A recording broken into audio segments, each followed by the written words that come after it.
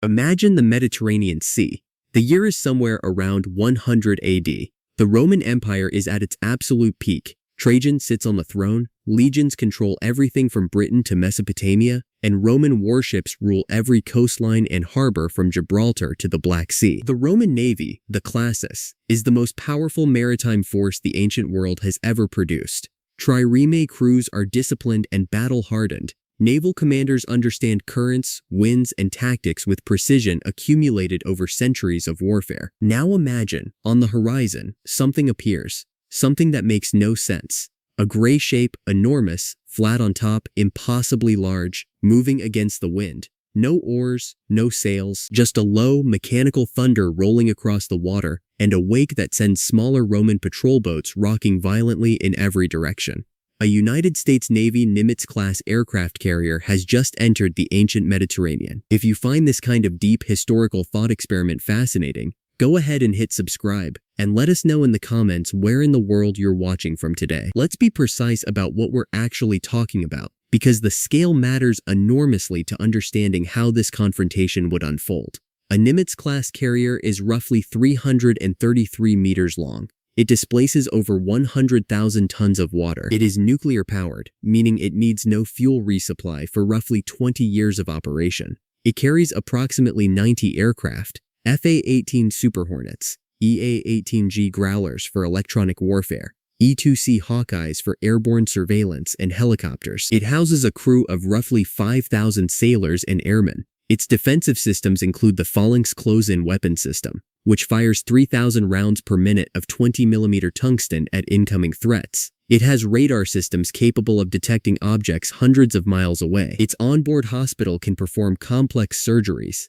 The largest Roman warship of the imperial period, a quinquereme or hexareme, was perhaps 60 meters long and carried perhaps 400 men. It was powered by oars and wind. Its weapon systems were a bronze ram at the bow, artillery catapults capable of hurling stones or burning material, and soldiers for boarding actions. This was not a fair fight. But the interesting question is not whether Rome could win. The interesting question is, how would it unfold, and what would the Romans actually do?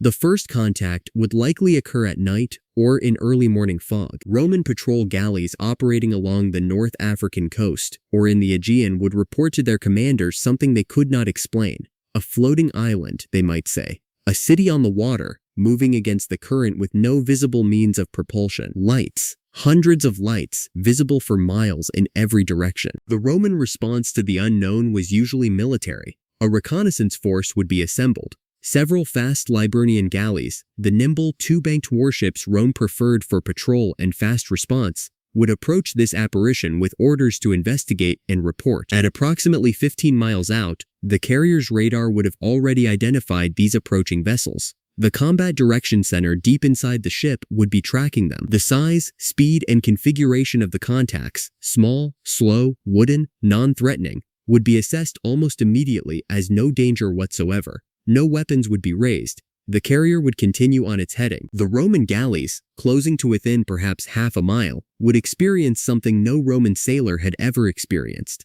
The sheer physical presence of the carrier up close is difficult to overstate.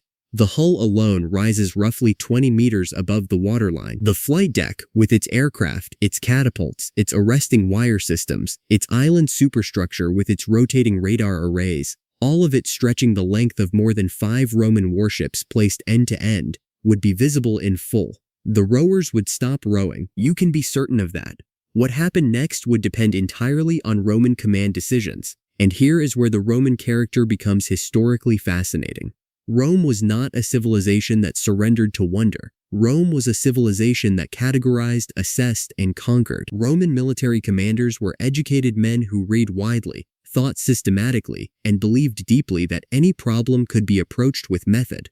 A Roman admiral would almost certainly attempt communication. Rome had extensive diplomatic experience with foreign powers far more alien to their worldview than this. They had negotiated with Parthians, with Kushite Africans, with Indian merchants, with Germanic chieftains. They understood that overwhelming force, if not immediately hostile, was better approached through dialogue than aggression. Signal flags would be raised, horns blown. A translator boat might approach, carrying an officer with linguistic skills in Greek, the diplomatic language of the Eastern Mediterranean, shouting across the water. The carrier crew, watching on CCTV and with binoculars from the deck, would see exactly what they were dealing with. Ancient wooden galleys, bronze-equipped soldiers, a world that had no concept of what it was looking at. The humanitarian instinct of modern military protocol would likely take over. The carrier would slow. Small boats would be lowered. A communication attempt would be made. And here is the moment that would define everything. The moment a Roman soldier first looked a carrier sailor in the eye across a rubber inflatable boat, with the gray steel wall of the carrier rising behind them like a cliff, and FA-18 sitting on the deck overhead. Now suppose Rome decided not to talk. Suppose a particularly aggressive legate, perhaps one raised on stories of Alexander and naval glory, ordered an attack. This is where the thought experiment becomes almost painful in its asymmetry. Roman naval warfare doctrine relied on three things: ramming, missile bombardment from catapults, and boarding. Against a steel hull 20 meters high, ramming achieves nothing except destroying your own ship. The bronze ram shatters. The galley splinters. The carrier does not notice. Catapult fire, stones burning pitch, would fall onto a flight deck made of steel and non-slip coating. The fires would be extinguished within minutes by the carrier's damage control teams, who train constantly for exactly that kind of scenario. Stones bouncing off the deck would be treated as minor incidents. Boarding is simply impossible. The hull is sheer, featureless steel at a height no ladder or grappling hook could realistically scale under combat conditions. The sailors looking down from the deck would be watching Romans try to climb a skyscraper with rope. If the carrier's captain decided at any point to respond with force, even minimal force, the result would be instantaneous and absolute. A single phalanx system, triggered for a 3-second burst, would destroy a dozen galleys in moments. A single aircraft making a low pass at 500 knots would produce a sonic effect that would capsize small wooden vessels and cause panic across an entire fleet. A single 500-pound practice bomb, dropped with precision guidance, dropped into open water near a formation, would generate a water column and shockwave that would end the engagement immediately. The Roman fleet would not be defeated. The Roman fleet would simply cease to be a coherent fighting force within minutes of any serious response. But here is what history tells us about Rome that matters most in this scenario.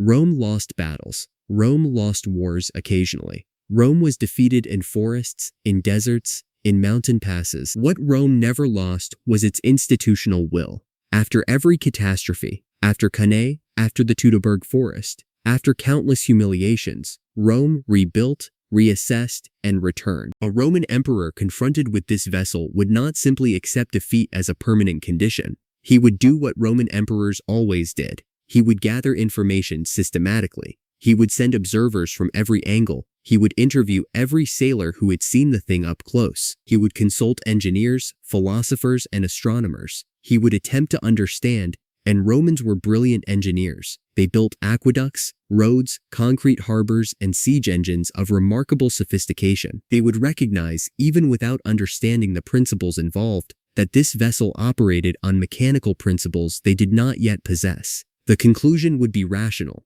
This knowledge exists somewhere, and Rome will find it, acquire it, or take it. The geopolitical consequence of a carrier appearing in the ancient Mediterranean would not be a Roman defeat.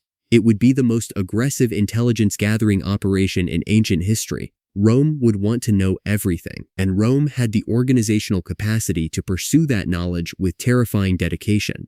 There is one more dimension to this scenario that deserves serious consideration. A carrier does not operate alone. It operates as part of a carrier strike group, typically including cruisers, destroyers, submarines, and supply ships. If the full strike group arrived in the ancient Mediterranean, Rome would be facing a fleet of perhaps 8 to 10 vessels capable of projecting power across the entire sea simultaneously. Submarines would be invisible entirely. Destroyers could outrun any vessel ever built in the ancient world by a factor of 10. Cruise missiles could strike Rome itself from offshore without the carrier ever being visible from the Italian coast. But the carrier's captain would face a profound question that goes beyond military capability. What is the mission? Rules of engagement in a time before time. The ethical weight of deploying modern weapons against soldiers who have no concept of what they face, men who are brave, disciplined, and simply born into the wrong century, would not be lost on any thoughtful officer. The most powerful weapon on a Nimitz-class carrier is not its aircraft or its missiles. It is the knowledge on board.